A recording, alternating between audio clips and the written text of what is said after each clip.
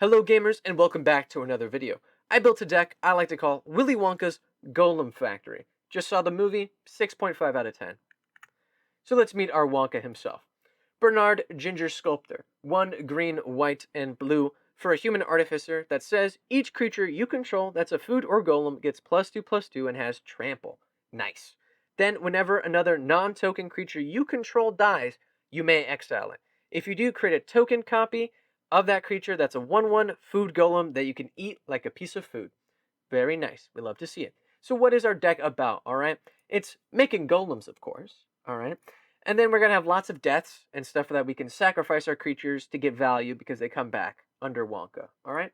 We're going to have some mind control, just like original Willy Wonka. And then we're going to have some candy combos where we pop off and do some cool stuff that you might not have seen in a Bernard deck before. I am just a genius. So let's meet Hugh Grant of our deck, our Oompa Loompas, our supporting cast, all right? Oompa Loompa number 1 is Darksteel Splicer, 6 and a white for an Artificer Phyrexian that enters the battlefield making up to 3/3s, minimum of 1. It's just the number of opponents you have. Specifically, he says golems you control have indestructible. So now, anytime a creature dies, they come back as an indestructible 3/3 with trample. Super cool. Love this card. Awesome. Hugh Grant number 2 is Blade Splicer, 2 and a white. You make a 5/5 because you make a 3/3 +2 with your commander out. And golem creatures you control have first strike. Very nice. You win more battles with first strike than you lose. Okay. And then Wing Splicer, regular Hugh Grant. I run out of regular photos. 3 and a blue, human artificer. When it enters the battlefield, make a 3/3. Love to see it. And then golem creatures you control have flying. So now your angels are gonna have to fight the cookies. Or your dragon players, etc. Now the cookies are coming for you. They've grown wings. All right, very nice. Thank you, Hugh Grant. Of course, no factory is good enough without some mass production. So we have Nesting Dovehawk, 3 and a white. At the beginning of combat on your turn, populate. Create a token that's a copy of a creature token you control. So now something dies, it comes back, and then you make another copy of it. So now you have even more of it. If Nesting Dovehawk dies, you make a token copy of it, and then you can populate itself, which is very fun and thematic, I'm sure. And they'll get really big because creature tokens enter the battlefield all the time. You'll put a ton of +1 counters on it. It's a good value piece. Next, we have Ozurtak, a classic. 6 mana, 4 and 2 white. You make 3 times as many tokens whenever something dies. Love to see it. And of course, we're in green, so we run a Primal Vigor, which doubles the number of tokens of any kind that enter the battlefield, because we have some food synergies as well. That'll be nice with the Primal Vigor. Okay? It also adds counters, but we don't do a lot of counter synergies, so don't worry about that. Next up, we got our golden tickets. These are some of our big food tokeny payoff guys. We love to see them. Classic Academy Manufactor. If you create a food, clue, or treasure, instead create 1 of each. Now remember, our commander makes them as food tokens. So whenever something dies, it comes back, and Academy Manufactor is going to make a clue and a treasure anytime that happens. So your guys dying makes you money and card draw, which is awesome and very nice. Then Eleanor Gardner is 3 and a green. You make a food, who cares? But if you sacrifice the food this turn, you can search your library and get a land card, a basic land card, put it on the battlefield, tap, then shuffle. Sweet. We get free land anytime we eat a food, which is what we always do. We got so much.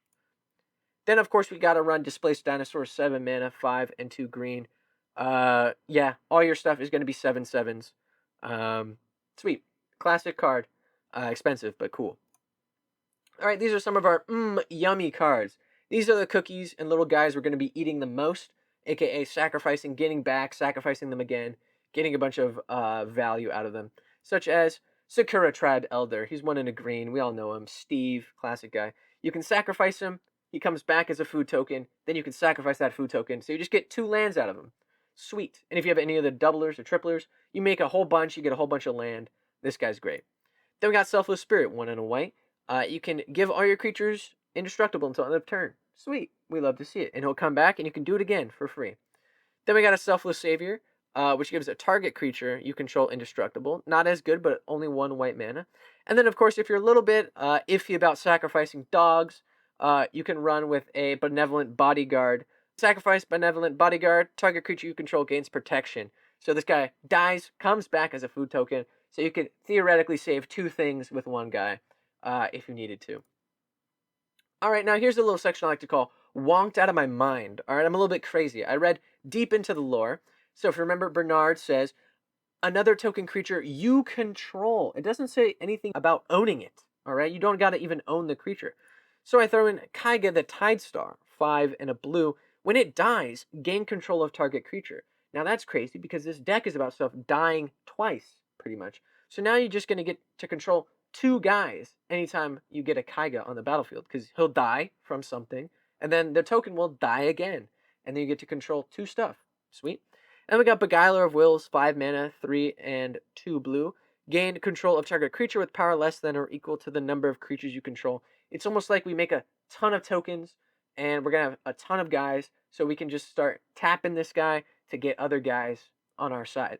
And then what we do with those guys is we're going to get our Ashnod's Altar or our Sacrifice outlets, etc. This is just the most easy one. We're going to throw in the Avacyn Angel of Hope that our opponents play because they play Dirty, Dirty Angels. Okay, so we're going to take him with the Kaiga or the Will Bender guy. All right, then we're going to throw him into the Ashnod's Altar. And then we're going to get Avacyn Angel of Food, which is our version of him now. Okay, so now all our permanents have indestructible, etc. You just do this whatever the biggest threat is, or whichever guys are the coolest and the scariest. You just get to steal them, and then brainwash them in your altar, and they come out of the oven all cooked and a little bit baked into a cookie version of themselves, which is very scary. And something I haven't seen a lot of Bernard decks do. So I thought it'd be a neat thing to do. And of course, you always worry about winning. I know everyone's like, how do you win? How do you win? All right. So we got our illustrious Wander Glyph, which makes a bunch of stuff, and all of our artifact creatures are going to get +2/+2. So now you got even bigger guys trampling over people. Okay, you're going to make gnome tokens. It's really nice. We're going to have our Lochiel, which lets you prevent all combat damage that'll be dealt to attacking artifact creatures you control. So you just trample through people. No worries. Who cares? Block me if you don't. I don't care. And you get to draw cards. Very sweet. Then we have our Knight of Sweet's Revenge, which lets us tap our foods for green mana, which is sweet. Or for 7, we can sacrifice it, and our creatures get +X/+X until end of turn, where X is the number of foods you control. We're going to have anywhere from 5 to 15 food tokens at once if we stockpile, okay? This means all of our guys are going to be trampling over people for a big damage, big game-winning card here. All right, so we're going to have 1 Secure Tribe Elder. I mean 2. I mean 3, actually. Maybe a couple more, okay? And we're going to have all of our Tribe Elders that have been doubled and tripled from all of our token doublers and triplers that are all basically 2020s or 1717s. Big, beefy guys, all right? And they'll start swinging in, and then it's the end of the game because you won. So this was the Willy Wonka deck. If you liked it, please leave a like, comment, and subscribe. I would appreciate it. And also in the comments, let me know what you guys thought of the movie. Honestly, wasn't too bad. Have a good one.